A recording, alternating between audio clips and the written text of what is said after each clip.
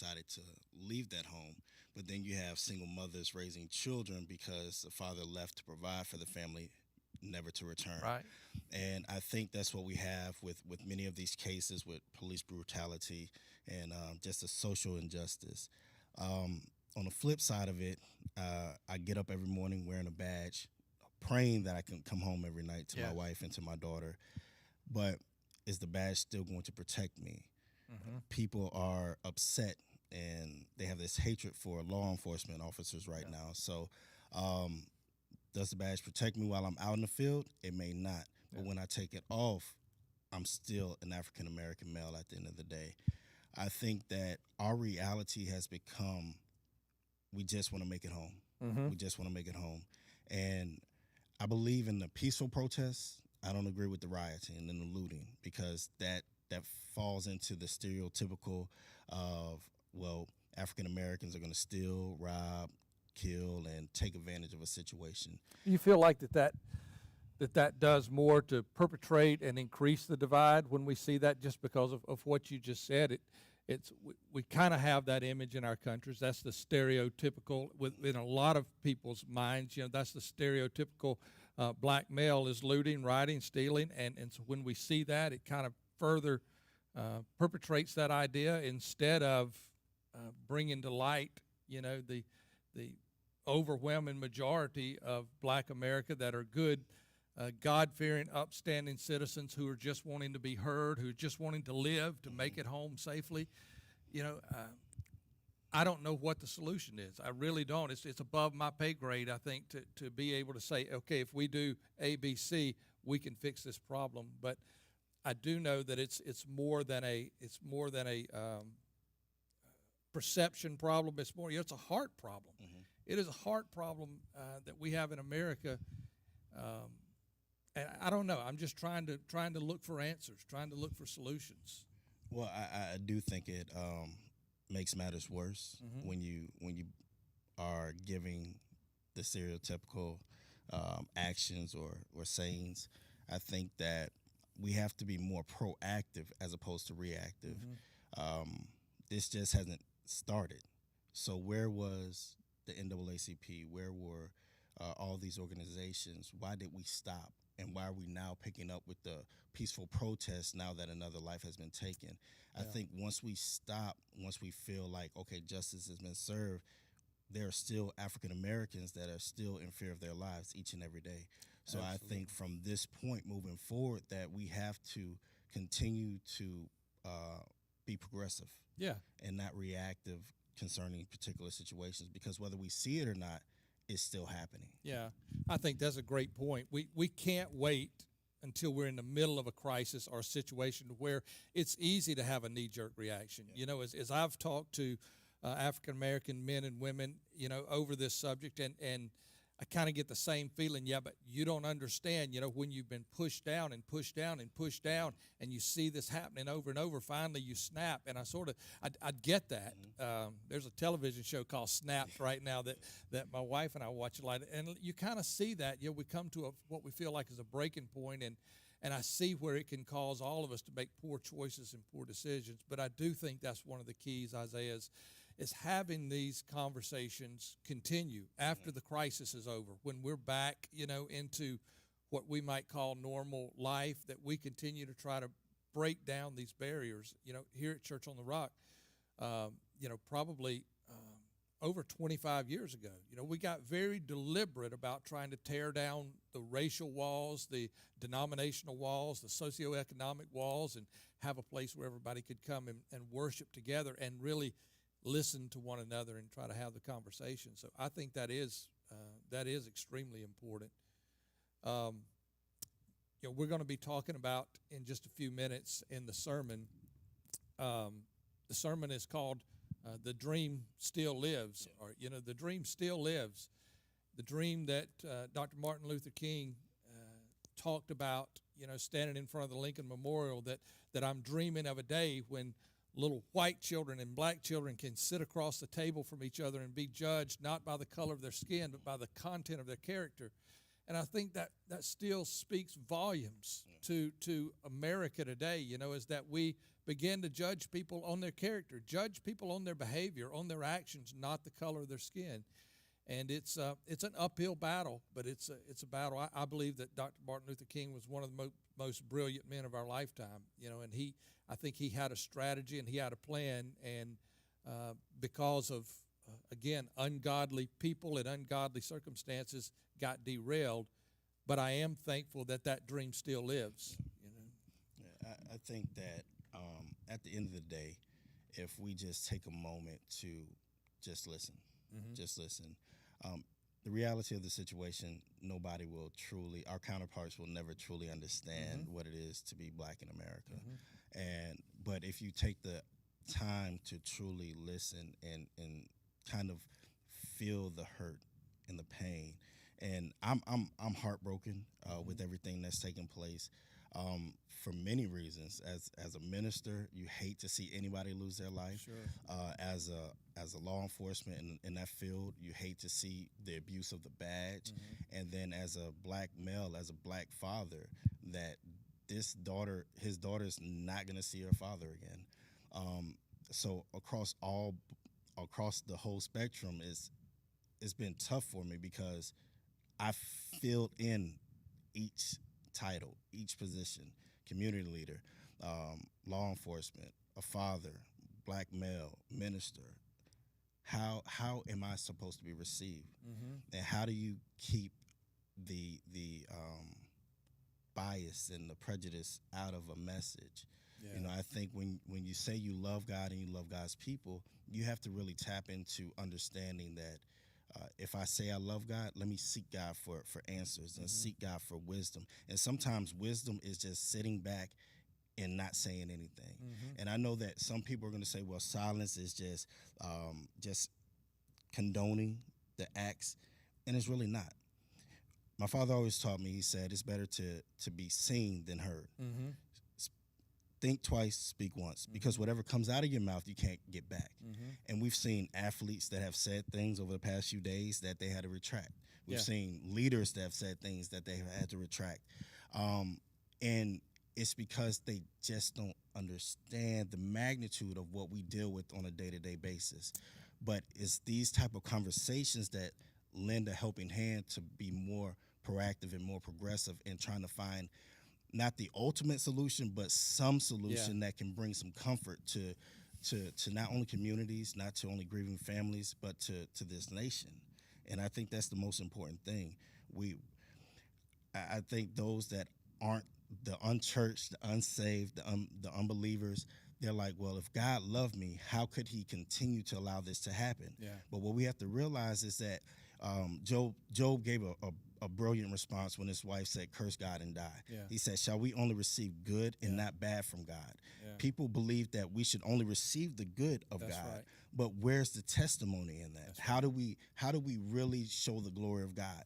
It's when we begin to sit down and begin to unite black and white, minorities, the majorities, and our counterparts to really express where we stand as a nation.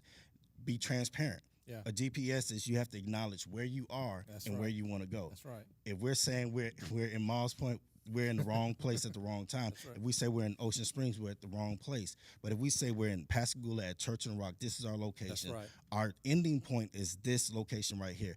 How do we get there? There's going to be detours. There's going to be unexpected turns, twists, and all of that. But we have to be able to walk this journey together. Yeah. Jesus said, by this shall all men know you're my disciples, by your love one for another, not by anything else that we're doing or saying. There's one, I think, misconception that I know that I had for a long time that I want to try to recognize and hopefully maybe help others understand, because for a long time when I heard that Black Lives Matter, to me that said that, well, what you're telling me is Black lives matter more than anybody else's lives. And I think that's a great misconception on people's part when they hear that Black Lives Matter. It's, well, my life matters too, and so then we kind of came up with the all lives matter. And I think that's equally as correct, but I do think sometimes we're missing the point that, I just want you to understand that our life does matter, that our life, in a world where it's felt like our lives didn't matter, that our lives were disposable, we want you to understand that we feel like our lives matter. I said to someone yesterday, I think it's inherent to all of us to live like our lives matter. If we really want to preach that and believe that, then we need to live that our lives matter, our children's lives matter. And but I hope that as white America, as we hear that, we understand the painful place that's coming from. Like you said, we have to know where we are and where we are in America. And I think that we are so far beyond where we have come from. We've had an African-American president. Pascagoula Police Department has their top cop is an African-American police chief who's a great friend. So I think that we are recognizing that, but as society as a whole, we have to go back to that same Dr. King dream of respecting people not by the color of their skin. We know that there are amazing black men and women, and there are amazing white men and women, and then there are people who are socially unacceptable, degenerate, black people and white people. Their lives still ultimately matter to God. People do matter, but we have to focus on the content of people's character, of how that people are living, and not associate and make judgments based on what someone's skin is. I had an African American man tell me one time, and he was kind of in my face. He was kind of, because we were having a conversation, said something about a black man. He said, "I don't like when white people call me black. I'm not black, I'm brown." And I said, "Okay, I get that." I said, "I guess I don't like when brown people call me white, because I'm not white. I'm just a little bit less brown than you are." You know what I'm saying? So it's easy for us to get offensive and to throw our fences up, and so we can come at somebody and kind of feel like they're attacking us, and it's I've tried to champion racial reconciliation all of my adult life. I hate it. I hate prejudice in the school. I hate it in the job site. I hate it in politics. I hate it in the police force. I think the place I hate it most is in the church, in the body of Christ, and I feel like that we need to be championing that cause, and in many ways we're bringing up the rear. But I think there's room for all of us to do better. Yeah. Well, to your point with the all lives matters thing, I would say 5 or 6 years ago, I was all for it, because, being in ministry, you preach to save all souls. It's just not a particular race or class or gender that you want to save, but you want all souls saved. And I remember when my wife was going through the police academy, she said, "All lives can't matter until my life matters." So that's what people have to understand. Black lives do matter, white lives matter, blue lives matter, but all lives cannot matter if we're not respecting and accepting that black lives matter. Absolutely. And I think that was the most poignant thing that really brought me to the reality of, like, okay, I understand that now. I understand that. And sometimes we're in this box until somebody opens the top and says, "Hey, this is another perspective." That's right. And she did give me another perspective on that. And I believe that in today's society, you have this young generation that doesn't really understand what King and Rosa Parks fought for, because they fought for us to be able to join together for our rights to vote, but yet we don't vote to change the things that are going around us. And I think once we're educated and we're informed, we stop making ignorant statements and stop being naive about what's really going on in the world. Yeah. So I think that we're so far from where we were hundreds of years ago, but it's still an issue that needs to be brought to the table. And leaders have to step up and say, "Hey, look, this is the issue.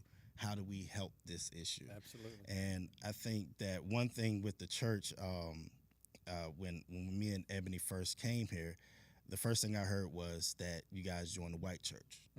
And I don't look at it as it being a white church. It's God's church. Yeah. It's one church. Yeah. This church is, I think, pretty much a representation of what heaven is supposed to look like: black, white, brown skin, and everything like that.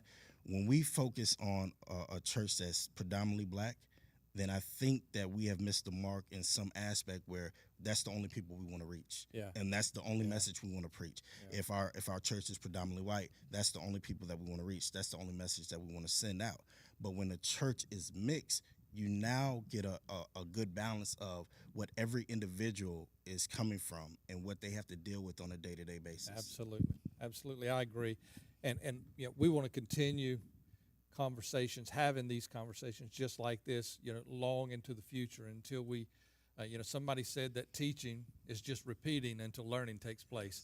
And for some of us, it takes a lot of learning, because in order to learn, we have to first unlearn. And I think we have to unlearn some things. And I'm working really hard to try and unlearn, things that biases I may have and prejudice that I may still have, and trying to listen to different perspectives. And so we're going to keep having the conversations, and we're going to keep putting them out there for other people to listen to. We want you to get ready now to go back and listen to a sermon. And if you notice in this sermon, it's a little bit different. I'm wearing a bulletproof vest in this sermon. And it was kind of tongue-in-cheek, but the reason was, is I acknowledged from the start, hey, I'm probably going to get shot from both sides. Because, in this issue, like most issues, I feel like you have left extremists and you have right extremists, and somewhere in the middle is the truth. And unfortunately, from trying to take from the good, oftentimes we just, you get shot by both sides. But I do feel like it's a timely message for where we are right now. I hope that you'll prayerfully and listen to it with open hearts and open minds, and just continue to join us. Continue to pray for our nation. Our nation is so broken right now in so many ways. In my lifetime, I'm fixing to be 55 years old, and in my lifetime, I've never seen our nation as broken as it is right now in so many ways. We're dealing with disease and pestilence and natural disasters, and we got this ongoing issue of police brutality and race wars in America, and it's disheartening. And I know that the answer is in Christ Jesus. I know that that's where the roots of it are. I just hope that America can catch that before it's too late. I really do. The prophet Isaiah said, if my people who are called by my name will humble themselves. That's a big step. Yes. It's a big step, as we have to get America to humble ourselves and pray and seek my face and be willing to turn from our wicked ways. He said, I will hear from heaven, forgive their sins, and heal their land. And that is the only hope for America. So watch now, Elder Isaiah Hayes. Thank you so much for joining us this morning. And we're going to have some more of these conversations coming up. Watch the service now. Invite your friends. Feel free to write back and correspond with us during the sermon. And we'll see you soon.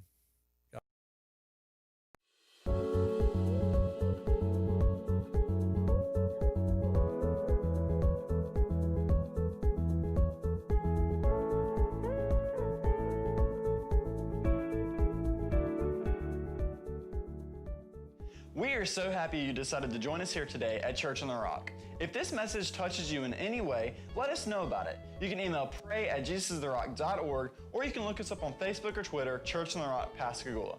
If you would like to know how our ministries are touching the lives of others, you can go to jesusistherock.org. While you're there, consider fueling our passion to reach the lost and the unsaved by giving to us. You can click on the donate button at the top right-hand corner of the screen of our website. Again, thank you for joining us, and welcome to Church on the Rock. Matthew chapter 5. Matthew chapter 5.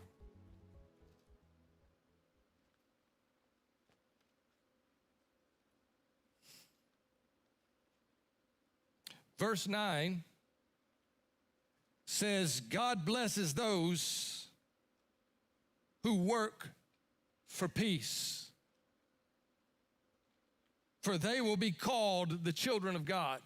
Now, I don't want to read too much into this, but I was taught in school that for every action, there's an equal and opposite reaction. So I don't think I'm overstepping anything when it says God blesses those who work for peace, for they will be called the children of God. I don't think it's too much to assume that then God curses those who don't work for peace. And maybe they won't be called the children of God.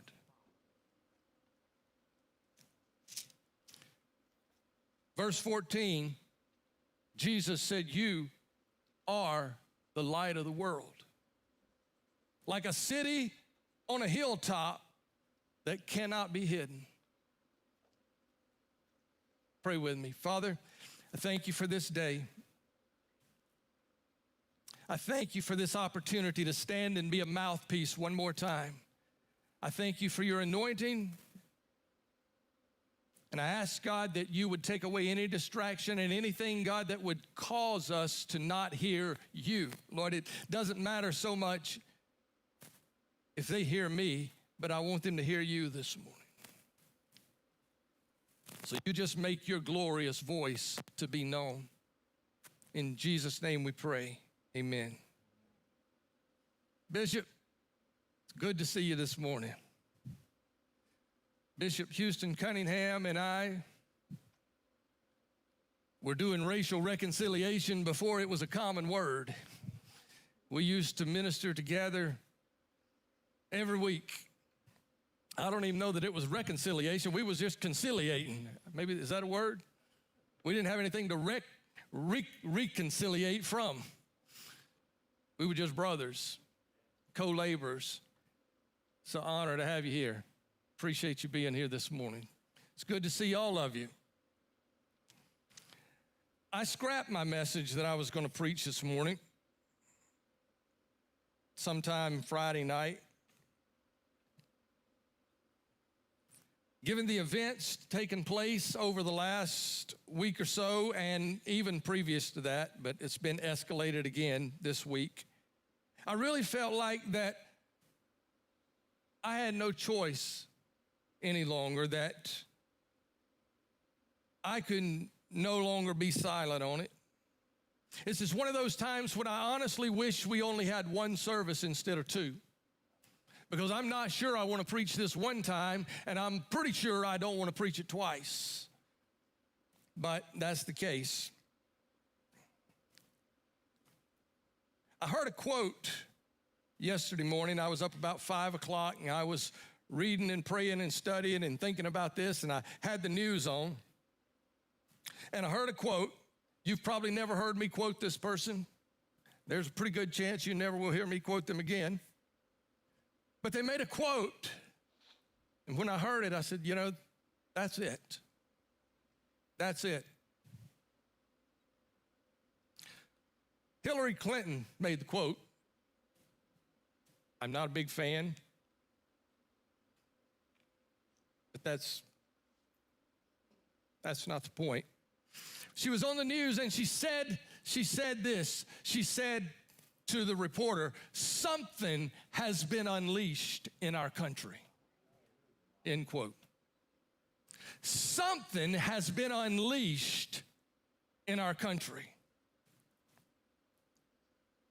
We have rampant speculations and accusations of racist law enforcement, overextending their authority, using lethal force, perhaps when it's not warranted, seemingly primarily against minorities. And so as a result, we have mobs taken to the streets, ambushing law enforcement officers, rioting, vandalizing, murdering innocent people. And you know, the sad part is that's not the real problem. That's only a symptom of the real problem. All we're seeing is the fruits of a bigger problem. But I want to tell you this, if something doesn't happen in this country soon, this nation's headed for another civil war. Not since the civil rights protests in the 60s have we seen such an uprising of civil unrest. Something has been unleashed in our country. Now, just in case you're wondering which side I'm on, let me be very clear. I'm on neither side. I'm on neither side, hence the bulletproof vest. Because I'm probably going to get shot from both sides. See, I believe murder's murder. I don't care if it's at the hands of a crooked police officer or if it's at the hands of a criminal. Call me old-fashioned. I still believe sin, sin, crime's crime, right's right, and wrong is wrong. I don't care if you're white, black, red, yellow, or green. And trust me, there is enough wrongness to go around. There's plenty of wrong. We all got our opinions and our thoughts, and we see this, and we're outraged, and we talk, and we stand by the water cooler, and we do this. There's plenty of wrongness to go around in this whole situation, in this whole mindset. So I don't care what side you consider yourself to be on. Let me remind you the words of the late Dr. Martin Luther King. Darkness can never drive out darkness. Only light can do that. And hate can never drive out hate. Only love can do that. You want to know what side I'm on? I'm on the side of love this morning. I'm on the side of light this morning. Paul wrote that love bears all things, believes all things, hopes all things, endures all things. Love never fails. Let me tell you something. Prejudice will fail. Anger will fail. Police will fail. Black people will fail. White people will fail. We'll all fail, but love never fails. Love never fails. So you can stand and you can shout about black power and white power and police power and this power and that power. I'm going to keep shouting about Jesus' power. I'm going to keep shouting about the power of love and the power of mercy and the power of grace and the power of forgiveness. Love never fails. And I want to tell you something, just in case you wonder who wins, greater is he that's in me than he that's in the world. Love never fails. You may think you win a battle every now and then, but I promise you, God wins the war. Well, if I haven't made you mad yet, hang on. Let's dig a little deeper. I want to point out just a little bit of the obvious on both sides of this issue. This is no great revelation. I'm sure you already know this, but I just think it's time we start talking about it. Together, not separately. First of all, civil rights and racial injustice is nothing new in this country. Yeah, something's been unleashed, but it's been there all the time. It's nothing new. African Americans, Native Americans, other minorities have a long history of being horribly abused and mistreated since way before the Civil War. I wasn't born into 1965. But when I go back and I watch the documentaries on the civil rights movement in Selma, Alabama, and Montgomery, Alabama, and different places all through the South, really, I got to tell you, it makes me sick. It makes me sick. I hate prejudice. I hate it in white people. I hate it in black people. I hate it in the workplace, I hate it in the government, I hate it in the school system, and I especially hate it in the church, which is still probably the worst of the whole bunch. When the church ought to be leading the fight against racism, we're still dragging up the rear.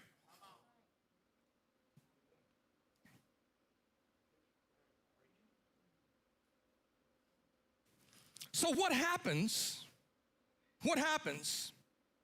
is this. Often you have a person or a group of people or an entire race of people who have been discriminated against for so long,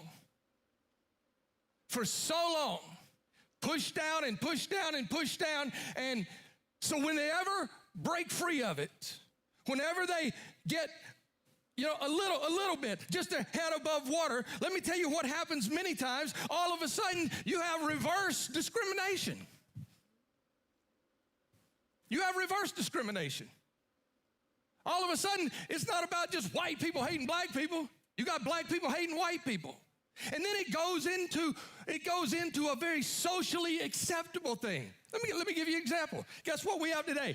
Black Miss America pageant, don't we? We got Black Spring Break, right? We even have BET, Black Entertainment Television.